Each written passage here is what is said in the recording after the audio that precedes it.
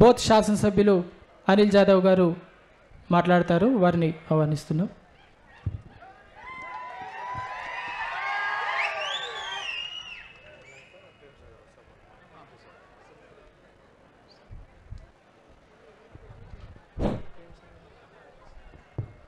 అందరికీ నమస్కారం.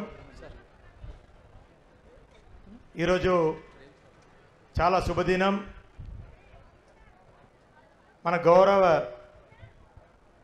ఉప ముఖ్యమంత్రి అయినటువంటి మీ అందరికీ తెలుసు, పేరులోనే విక్రమార్కుడు ఉన్నది. పేరులోనే విక్రమార్కుడు ఉంది కాబట్టి పట్టు వీడని వదలని మన భట్టి విక్రమార్క గారు మన గ్రామం ఆ రోజు ఏ దేవుడు ఏ ఆలోచన ఇచ్చిండో రాష్ట్రం మొత్తం ఎక్కడ మొదలు పెట్టలే కానీ మన బోత్ నియోజకవర్గంలోని బజారాత్నూరు మండలంలోని పీప్రి గ్రామం నుంచే ఆయన యొక్క ప్రస్థానాన్ని పాదయాత్రను మొదలుగా పెట్టడం ఈరోజు మనకు చాలా ఆనందం అని చెప్పేసి సరగా ఎలక్షన్ చేసుకుంటాం. కాబట్టి ఆ రోజు ఏదైతే పాదయాత్ర మొదలుపెట్టిండో ఆ యొక్క నిర్ణయాన్ని బట్టే ఇప్పటికే వర్షం ఎన్ని అడ్డంకులు వచ్చినా కానీ, ఇప్పుడు ఇది 3వసారి, ఎన్ని అడ్డంకులు వచ్చినా కానీ ఖచ్చితంగా ఈ 7వ తారీఖు నాడు ఖచ్చితంగా పీప్రి గ్రామానికి పోవాల్సిందే. మన యొక్క కార్యక్రమాన్ని మనం మాటలు ఇచ్చిన ప్రజలకు ఇచ్చిన మాట నిలబెట్టుకోవాల్సిందే అని చెప్పి సందర్భంగా వచ్చేసినటువంటి గౌరవ డిప్యూటీ సీఎం మన భట్టి విక్రమార్క సార్ గారికి మరోసారి ఈ బజారాత్నూరు గ్రామం మండలంతో పాటు ఈ యొక్క పీప్రి గ్రామస్తులతో పాటు బోత్ నియోజకవర్గ ప్రజల అందరి తరపున ఈ యొక్క ఆదిలాబాద్ జిల్లా ప్రజల తరపున ప్రత్యేకంగా అభినందనలు తెలియజేసుకుంటున్నాం. వారితో పాటు మన పెద్ద సార్ గారు అందరూ తెలుసు, ప్రేమ్ సాగర్ రావు సార్ గురించి ఇక మీకు చెప్పాల్సిన అవసరం లేదు. ఇక మొత్తం చరిత్ర పాత ఉమ్మడి జిల్లా కానీ రాష్ట్రం లెవెల్లోనే ఆయన కూడా ఏదైనా పట్టు అనుకో ఏదైనా కానీ ఇడాడు.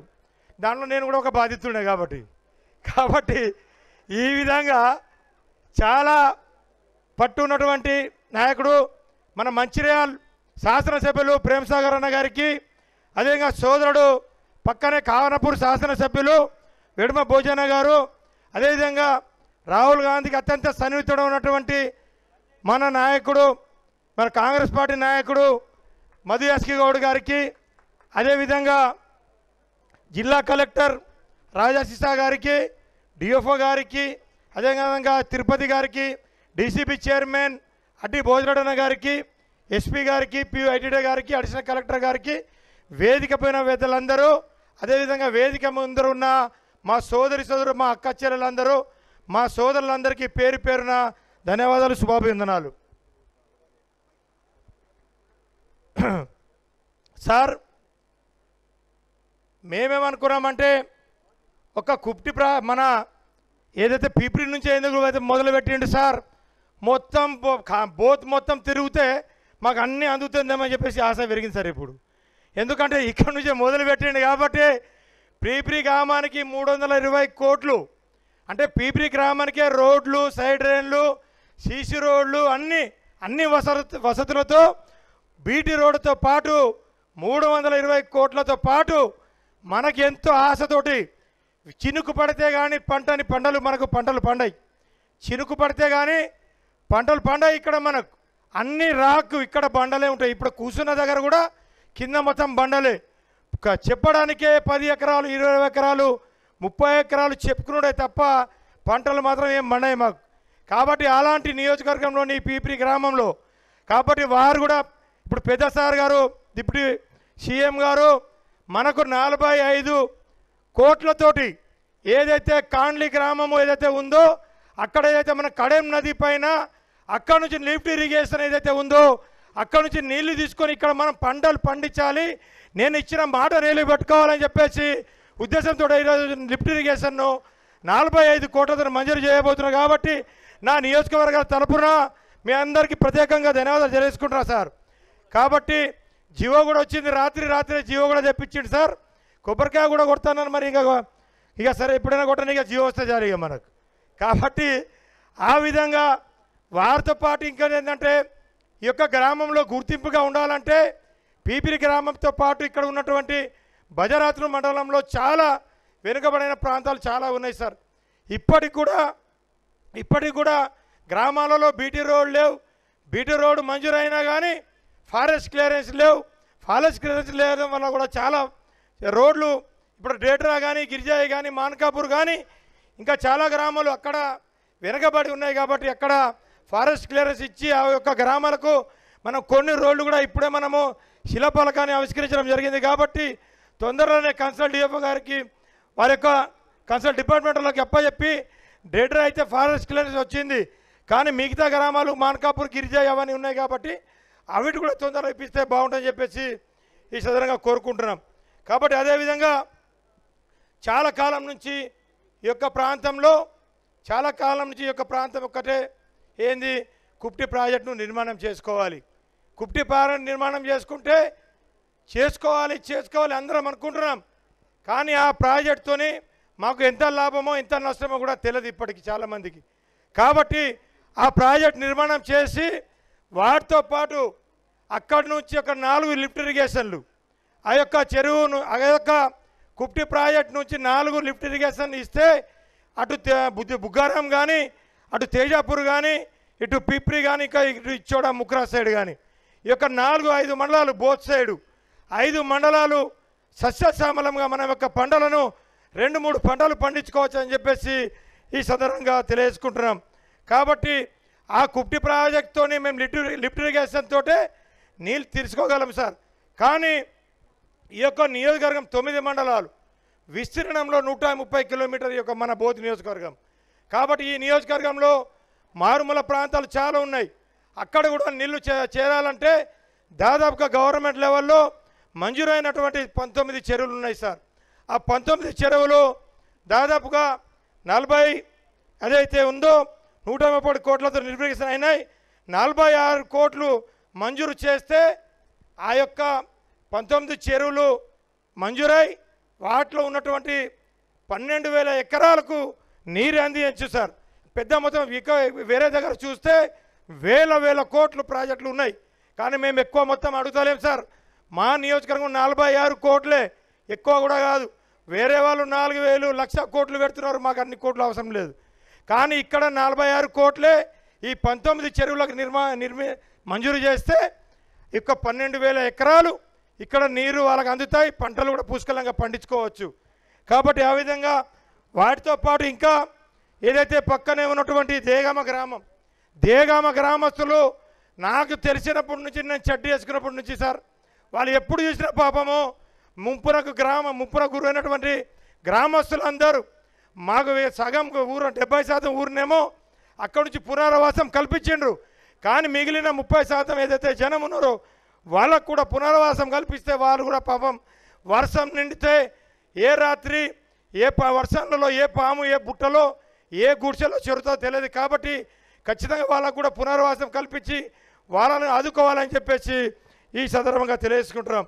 అదేవిధంగా మా నియోజకవర్గంలో కొత్తగా 3 మండలాలు అయినాయి సార్. అదేంటంటే సిరికొండ, అదేవిధంగా భీంపూర్, అదేవిధంగా సోనల మండలాలు. ఆ మండలాలు అయినాయే కానీ ఎక్కడ ఒక ఆఫీస్ లేదు, పోలీస్ స్టేషన్ లేవు, హాస్పిటల్స్ లేవు. అదేవిధంగా ఎక్కడ కూడా మండల ఆఫీసులు, ఎంఆర్ఓ ఆఫీసులు, కాలేజీలు ఎట్లాంటి వసతులు లేవు. ఎక్కడ చూస్తే అక్కడ చిన్న ఏదో గుడిసెలలో అక్కడక్కడ ఆఫీసులు నడుపుతూ ఉన్నారు. ఖచ్చితంగా అక్కడ పూర్తిగా మీ సౌకర్యం కల్పించాలి. ఎందుకంటే మీకు ఎందుకు చెప్తున్నా సార్ అంటే మీరు కింది నుంచి వచ్చినాడు సార్. మీరు డైరెక్ట్ వచ్చినాడు కాదు. చాలామంది సీఎం కుర్చీలలో కానీ డిప్యూటీ సీఎం కుర్చీలలో డైరెక్ట్ కూర్చుంటారు. కానీ బట్టి సార్ అట్లా కాదు. గ్రామ స్థాయి నుంచి వచ్చిన నాయకుడు, కింది స్థాయి నుంచి వచ్చిన నాయకుడు కాబట్టి మీకు అన్ని కష్టాలు తెలుసు కాబట్టి మీకు అవన్నీ చెప్తున్నాను.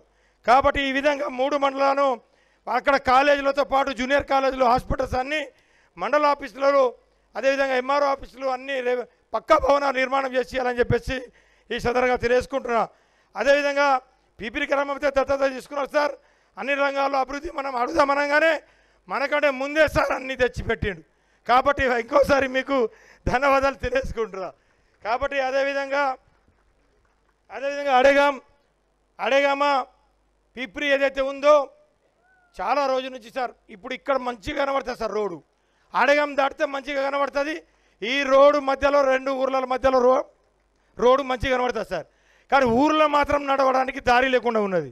కాబట్టి వాళ్ళ R&B వాళ్ళకి ఏంటంటే సార్ నా దాదాపుగా ఒక 4-5 కోట్ల రూపాయలు మంజూరు చేస్తే ఆ యొక్క ఇళ్లను డిస్మెంటల్ చేసి వాళ్ళ భూమికి నష్టపరిహారంతో పాటు వాళ్ళు కోల్పోయినటువంటి ఇళ్లకు కూడా మనం నష్టపరిహారం అందించి రోడ్డు నిర్మాణం చేస్తే ఈ కనెక్టివిటీ చాలా పెద్దది, మహారాష్ట్ర వరకు పోతుంది సార్ ఈ రోడ్డు.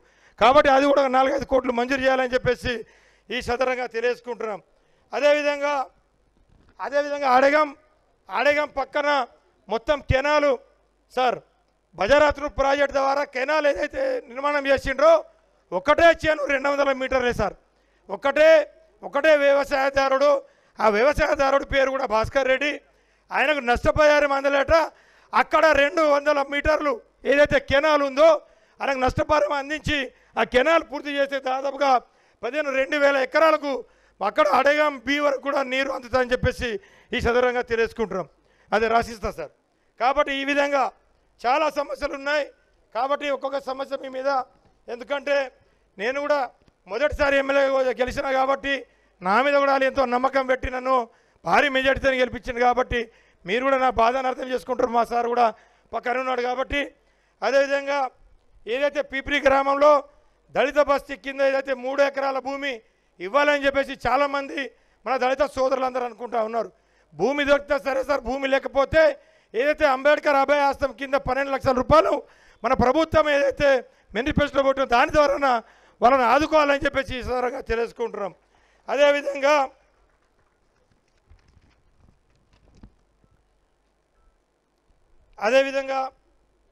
అయిపోయింది సార్, ఇంకోసారి రాడు.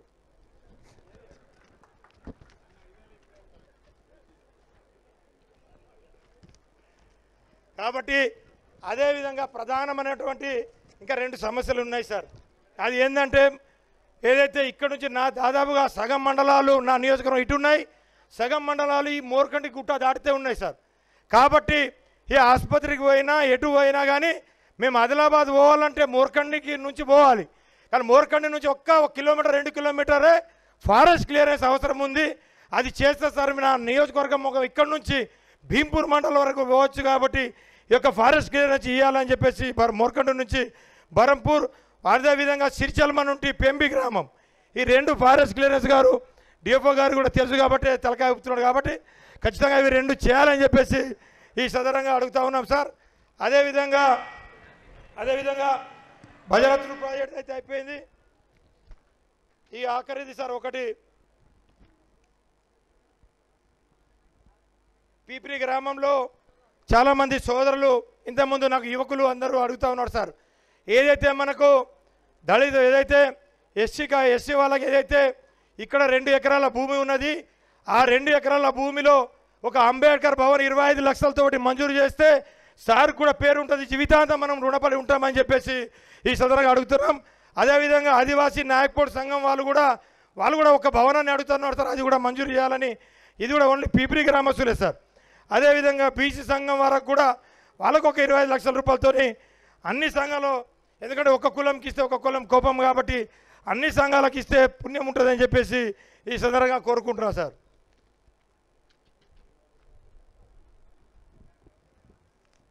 అదేవిధంగా ఆఖరిగా సార్ ఒకటి ఉన్నది, అది ఏంటంటే సార్ ఇప్పుడైతే స్టార్టింగ్లో చేస్తే సార్, ఎందుకంటే చాలా గ్రామాలు మారుమూల గ్రామాలు గిరిజన దళిత బీసీ ఎస్సీ అందరూ నివసించే ప్రాంతం మనది. కాబట్టి ఇప్పుడు మొన్నటి నుంచి వర్షం పడుతున్నాయి సార్ బాగా.